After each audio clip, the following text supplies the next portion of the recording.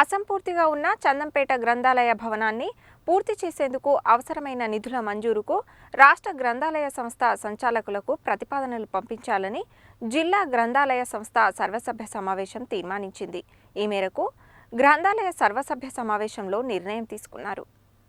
అదనపు కలెక్టర్, జిల్లా గ్రంథాలయ సంస్థ ప్రత్యేక అధికారి జె. శ్రీనివాస్ అధ్యక్షతన తన ఛాంబర్లో నిర్వహించిన నల్గొండ జిల్లా గ్రంథాలయ సర్వసభ్య సమావేశానికి ఆయన అధ్యక్షత వహించారు.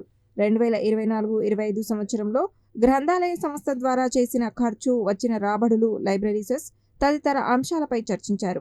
వార్తాపత్రికలకు సంబంధించి రిజిస్టర్ రికార్డులను సక్రమంగా నిర్వహించాలని, అలాగే ఆడిటింగ్ చర్యలు తీసుకోవాలని సూచించారు. జిల్లా లైబ్రరీలో వాచ్మెన్ నియామకానికి సంచాలకుల అనుమతి కోసం సమావేశం ఏకగ్రీవంగా తీర్మానించింది.